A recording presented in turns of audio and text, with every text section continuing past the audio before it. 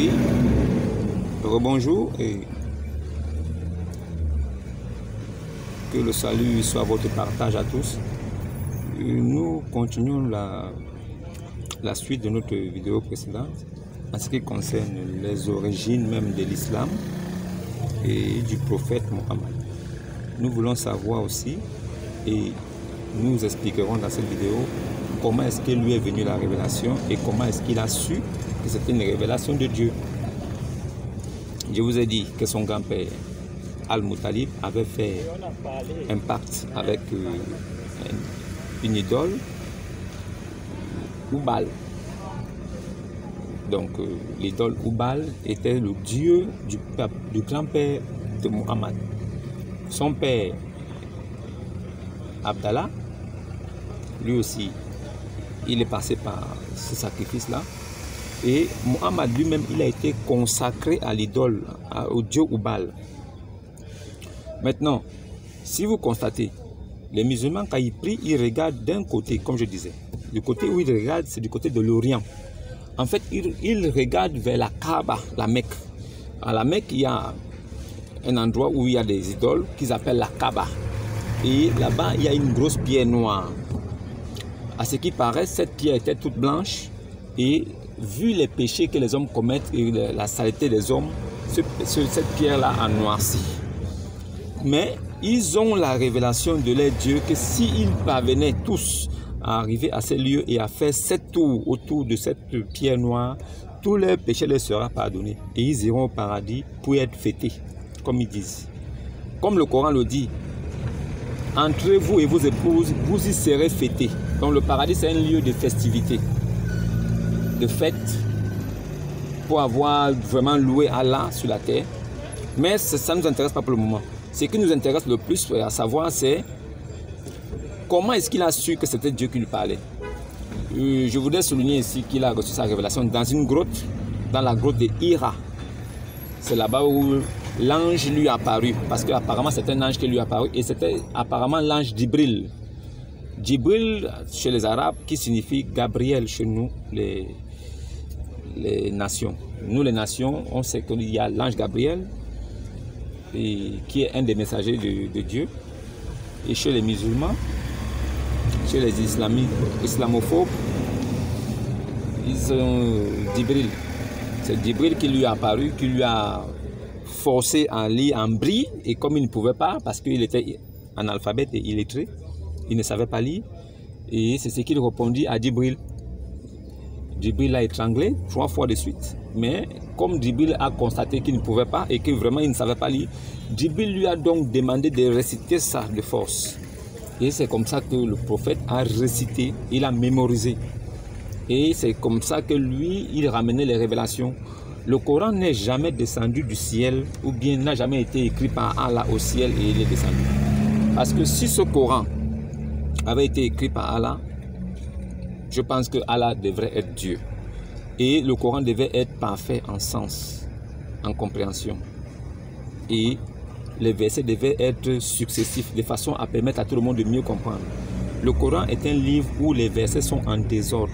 Ça veut dire, si vous lisez la sourate 1, si vous lisez la sourate 2, c'est pas la même chose.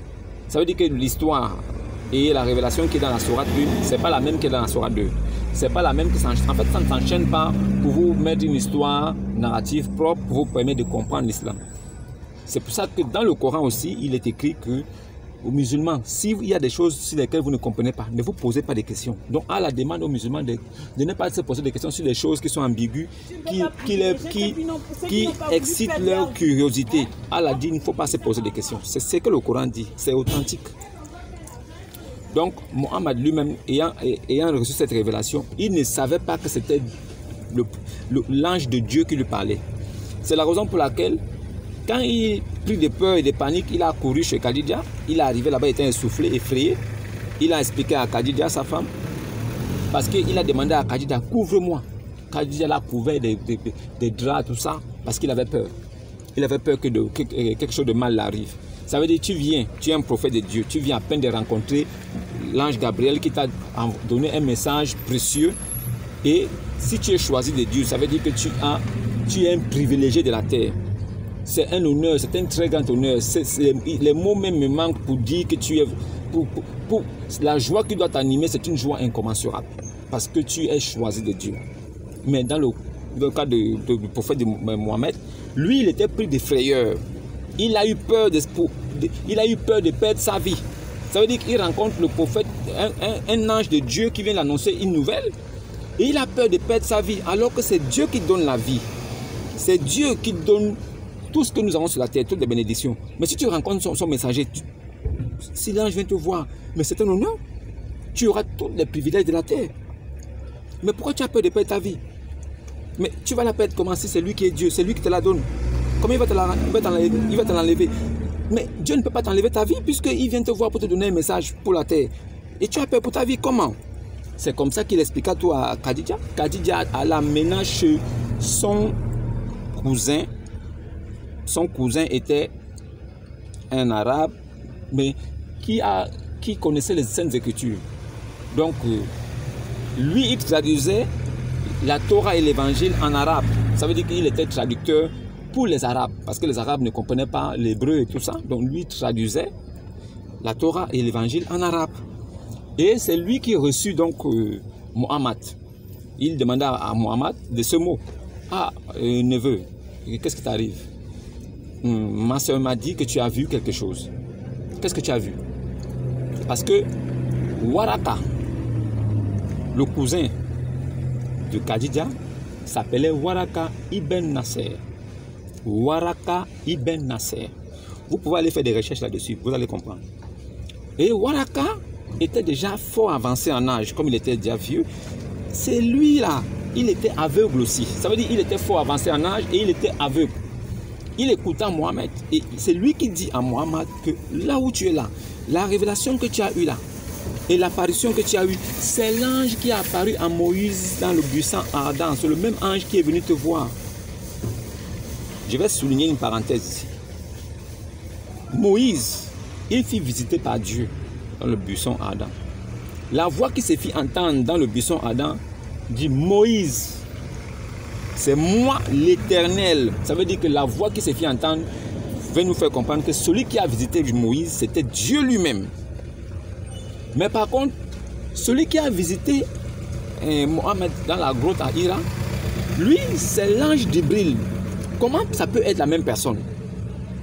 L'ange Gabriel et Dieu Tout-Puissant, c'est pas pareil. Si vraiment c'est l'ange l'ange, bon, je ne peux pas dire l'ange. Si c'est vraiment Dieu qui a visité Moïse dans le buisson ardent, qui a visité Mahomet, Mahomet devait savoir que c'était Dieu parce que Dieu devait se présenter.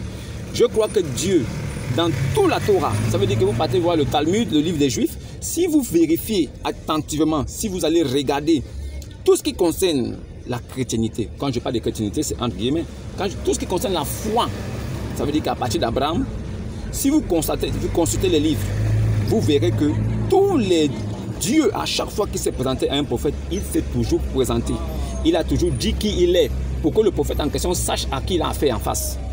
Mais pour la première fois, 600 ans après Jésus-Christ, arrive un monsieur qui a une révélation, soi-disant d'un ange de Gabriel, Djibril, dans une grotte, mais il ne sait pas que l'ange qui est là, c'est l'ange de Dieu. Il ne sait pas aussi que le message qui est là, c'est le message que Dieu l'envoie. Il ne savait pas que c'était lui le prophète pour ça. Et il fallait qu'il aille demander à quelqu'un qui n'était pas pendant la révélation et qui était aveugle. C'est cette personne aveugle qui lui dit que là, ce que tu as vu là, c'est le même ange qui est apparu à Moïse, c'est lui qui t'a aussi apparu. Alors que celui qui est apparu à Moïse, c'était Dieu le Tout-Puissant lui-même. Est-ce que vous comprenez un peu là où il y a un problème? Et après ça, ce sont eux-là qui l'ont exhorté et qui l'ont dit qu'il est vraiment un prophète, un messager de Dieu et qui doit continuer c'est-à-dire qu'il doit maintenant marcher et annoncer la nouvelle de Dieu. Mais lui, Jéhovah de l'Ancien Testament, Elohim, Yeshua de l'Ancien Testament est devenu chez les Arabes Allah. Et Allah crie dans tout le Coran qu'il n'y a de divinité que lui seul Allah. Il est le seul créateur de l'univers. Allah, c'est lui. Et tous les musulmans sont unanimes et les érudits des livres coraniques disent que c'est Mohammed qui a apporté le monothéisme pur. Mais frère, le français est assez simple. Quand on dit monothéisme, on comprend directement qu'il s'agit de un seul Dieu. Puis là, ça n'a aucun sens. Monothéisme. Mais je ne crois pas que Abraham priait de Dieu. Je ne crois pas aussi que Moïse priait de Dieu. Ça veut dire que ceux qui sont venus avant lui là, et Jésus parlait de son Père, il ne disait pas que mes pères. Jésus disait mon Père qui est dans les cieux. Votre Dieu, celui que vous dites que vous adorez. Mon Père, votre Père. Ça veut dire que c'est une personne. Ça veut dire que même Jésus parlait du monothéisme. Donc Mohammed vient avec le même monothéisme et il crie sur les doigts que monothéisme est pur. Pourquoi pur? C'est déjà monothéisme, c'est un Dieu. Mais si nous rentrons dans les profondeurs pour vous expliquer un peu comment il a commencé son ministère, c'est par la guerre. Il déclara la guerre. Puisqu'au départ, il avait essayé. Il voulait évangéliser comme Jésus-Christ l'a fait. Mais il était confronté à un sérieux problème. Parce que, étant illettré, n'ayant pas l'Esprit Saint, il ne savait pas quoi dire. Les Juifs lui ont posé une question qu'il a terrassée. Qu'est-ce que Allah, ton Dieu, fera de nos âmes? Lui, Mohammed, ne connaissait pas ce que signifie âme. Il leur a demandé qu'est-ce que l'âme. Les Juifs lui ont dit, si tu es vraiment prophète de Dieu, toutes les révélations de Dieu sont en toi. Tu ne peux pas ignorer quelque chose. Parce que si on te pose une question, ton Dieu va agir pour te montrer la révélation pour que tu ne sois pas dessus et confus devant nous. Comment tu peux nous sauver si tu ne connais même pas ce que signifie l'âme? C'est là où tout le monde l'a abandonné. On l'insultait. On l'insultait ce gars. C'est comme ça qu'il est reparti se mettre, se recoqueviller sur lui-même. Et il s'est allié avec les chefs de guerre. Ce sont des chefs de guerre qui se sont préparés. Ils ont attendu un moment. Quand ils étaient assez près, ils ont donné le top. Ce sont eux qui l'ont dit, tu peux maintenant aller-y. Tu peux aller. Vas-y maintenant. Et ils ont dit, quand tu vas là, celui à qui tu parles de ça, s'il refuse, on le tue. Et ils sont alignés avec lui. Ça veut dire qu'il était devant comme un chef de guerre. Il disait, toi qui tu ne veux pas écouter, ces guerriers-là te tuent. Et c'était comme ça. C'est comme ça que l'islam est rentré. De gré ou de force, ils ont fait rentrer l'islam. Et vraiment, ne manquez pas la prochaine vidéo parce que je vous parlerai de l'évangélisation et la façon dont le prophète de l'islam a fait rentrer l'islam dans le monde et comment est-ce qu'il s'est comporté. Et vous verrez que la lumière sera faite sur ces choses-là pour que vous compreniez que nous ne sommes plus à l'heure de pouvoir suivre les gens parce que mon père était, ma mère était. Nous sommes dans une catégorie où il faut vraiment savoir la vérité parce que le salut est personnel. Personne n'ira au paradis avec son frère, sa soeur. C'est pas comme dans le Coran où il est écrit que si tu mets une bombe sur toi et que tu vas exploser et tout un immeuble et les gens meurent, tu vas directement trouver Allah.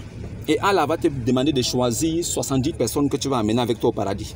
Ça veut dire que tu tues des gens et Allah te demande de choisir 70 personnes sur la terre que tu amènes. Ça veut dire que même s'ils sont des meurtriers, même s'ils sont des brigands, tu les amènes parce que tu es mort pour Allah.